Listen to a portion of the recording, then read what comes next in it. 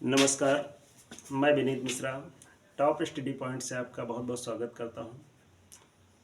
कल के वीडियो में हमने बात की थी वैद्युत क्षेत्र तथा आवेश, जो कि पहला पार्ट है इंटरमीडिएट का। उसमें कूलाम का नियम पढ़ा था और आज उसी से रिलेटेड उसकी नेक्स्ट सीरीज में हम लेकर आए हैं अच्छी स्थिति में वैद्युत क्षेत्र की तीव्रता ज्ञात करनी है। लेकिन वैद्युत क्षेत्र की अच्छी स्थिति में वैद्युत क्षेत्र की तीव्रता समझने के लिए आपको पहला वीडियो देखना पड़ेगा, जो कि कूलाम का नियम है। उसी पे डिपेंड है ये आज की क्लास। तो आज की बात करें तो इसमें क्या एक वैद्युत द्विध्रुव क्या है, ए बी। माना कोई वैद्युत द्विध्रुव ए बी है जिसपे आवेश क्या है, -Q और +Q।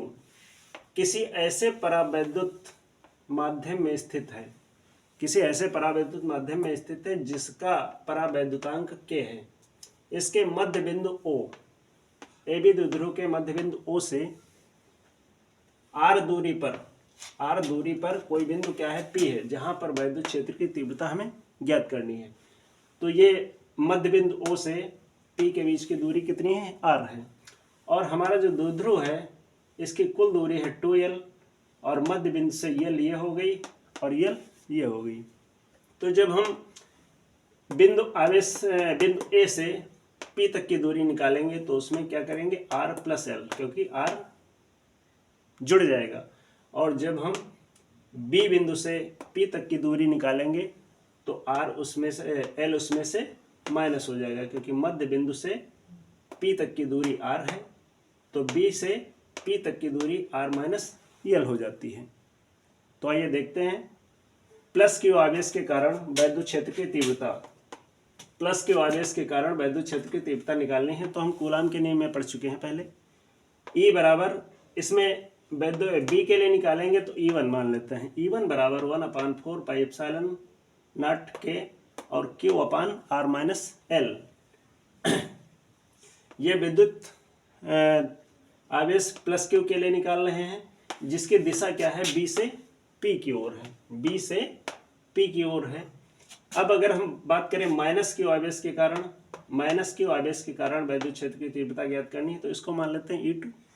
E2 बराबर 1/4 पाई एप्सिलॉन नॉट K और इस पर आवेश कितना है, -Q, तो -Q/R + L हो जाएगा, क्योंकि इसमें L इंक्लूड हो जाएगा, जुड़ जाएगा।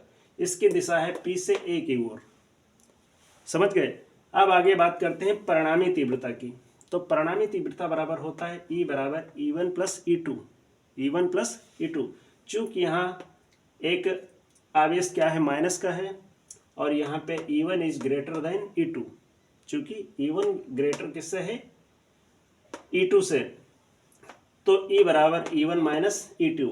यहाँ दोनों के हम वैल्यू रख देते हैं। E बराबर क्या है, E1 की वैल्यू कितनी है, 1/4 pi epsilon naught K Q/R-L का whole square upon whole square और -1/4 pi epsilon naught K Q/R + L का होल स्क्वायर। अब जिसमें देखते हैं कि यहाँ पे हमारा Q दोनों में कॉमन है, 1/4 पाई एप्सिलॉन नॉट K दोनों में कॉमन है, तो हम Q/4 पाई एप्सिलॉन नॉट K कॉमन रूप में लिख लेते हैं बाहर। तो अंदर क्या बचेगा, 1/R - L का होल स्क्वायर और -1/R + L का होल स्क्वायर। अब इसकी यहाँ पे हम तिरछी गुणा कर देते हैं, तो इसके अंश से इसकी गुणा हर से और इसके हर से इसके अंश की गुणा, तो ये हो जाएगा R + L का होल स्क्वायर और -R - L का होल स्क्वायर। नीचे वाले की ऐसे गुणा कर देते हैं, R - L का होल स्क्वायर और ये R + L का होल स्क्वायर। हम इसको दोनों का होल स्क्वायर भी लिख सकते हैं। अब इसका हम फार्मूला ओपन करेंगे A + B के होल स्क्वायर से, तो ये होता है A² + B² + 2AB। तो यहाँ पर क्या है, R + L है, तो R² + L² + 2RL। अगर इसकी बात करें तो ये हो जाता है, ब्रैकेट अगर पहले लगा देते हैं तो R² + L² - 2RL। लेकिन पहले अगर माइनस लगा है तो इसके चिन्ह क्या होते हैं, बदल जाते हैं। तो जो प्लस के थे वो माइनस हो गए और माइनस वाला प्लस हो गया। ये प्लस माइनस के क्या कैंसिल हो गए, यहाँ पे 2RL अगर जुड़ जाएंगे तो क्या हो जाएगा, 4RL। और यहाँ पे ए प्लस बी और ए माइनस बी का फार्मूला, ये होता है A square minus B square, तो R square minus L square का होल स्क्वायर। आगे बात करते हैं क्यू अपान 4πε0 के, ये 2RL 4RL हो गए और नीचे होल स्क्वायर हो गया। लेकिन जहाँ r is less than R, L की वैल्यू जो है r से बहुत ही ज़्यादा छोटी है, तो इसको हम नगण्य मान के छोड़ देते हैं। एल स्क्वायर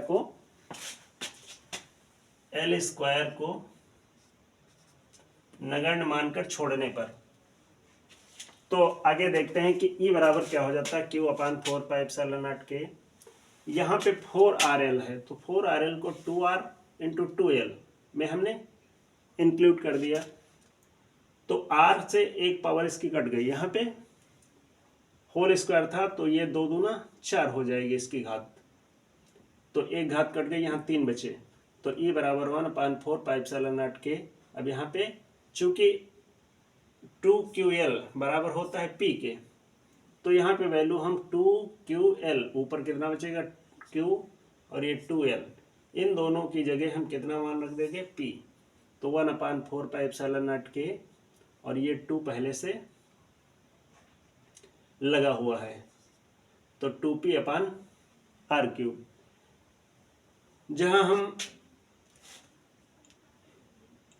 1/4πε0 की वैल्यू क्या है 9 इंटू 10⁹, और परावैद्युतांक के की वैल्यू 1 भी रख सकते हैं, तो E बराबर क्या हो जाता है 9 इंटू 10⁹ इंटू 2P/r³। या तो हम ये वैल्यू लिख सकते हैं और या हम ये अच्छी स्थिति में वैद्युत क्षेत्र की तीव्रता ज्ञात हो जाती है। धन्यवाद। अगले वीडियो में हम निरक्षीय स्थिति में वैद्युत क्षेत्र की तीव्रता ज्ञात करेंगे। धन्यवाद।